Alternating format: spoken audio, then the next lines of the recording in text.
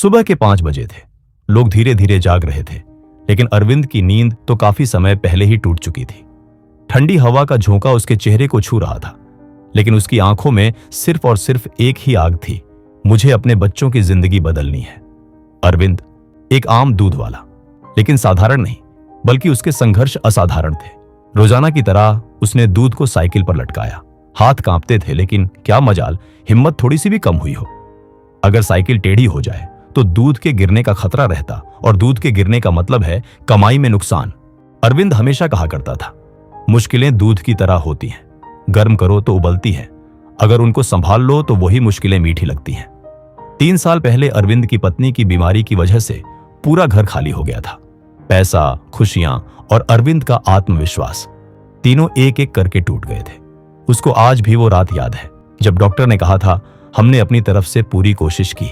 उस दिन अरविंद ने सिर्फ अपनी पत्नी को नहीं खोया, बल्कि उसी पल उसने खुद को भी खो दिया था। लेकिन उसके 2 बच्चे थे जिनसे उसे जीने की ताकत मिली। प्रीति और अनिकेत, उन्हीं ने उसको फिर से जिंदा किया।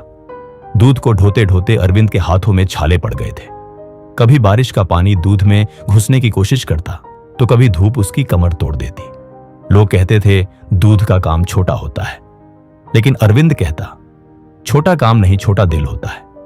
खर्चे ज्यादा हो रहे थे, इसीलिए उसने पैसे बचाने के लिए खुद की भूख कम कर दी, ताकि बच्चों की स्कूल फीस समय पर जाए, उनके चेहरे हमेशा मुस्कुराते रहे। उसकी दुनिया बस इतनी सी थी।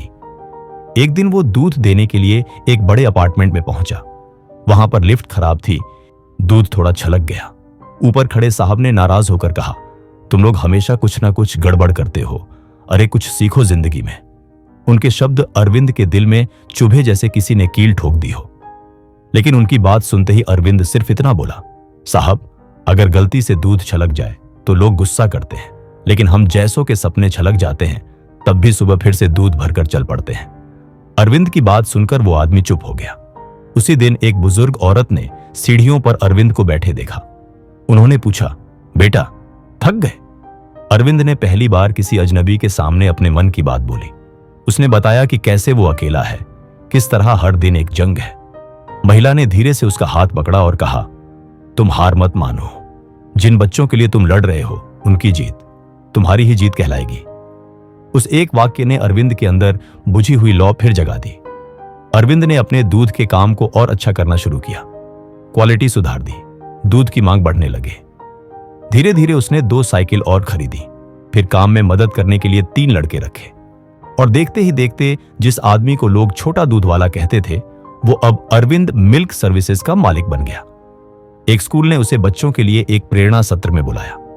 वहां पर खड़े होकर अरविंद ने कहा, मैंने जिंदगी में एक बात सीखी है, आपका काम छोटा हो सकता है पर अपनी नीयत बड़ी रखना। पहले मैं दूसरों के सपनों को देखते हुए दूध बेचा करता था, और आज अपने बच्चों के सपनों को पूरा करते हुए। कभी कभी सबसे बड़ी जीत छोटी पर नहीं, बच्चों की आंखों की चमक में मिलती है।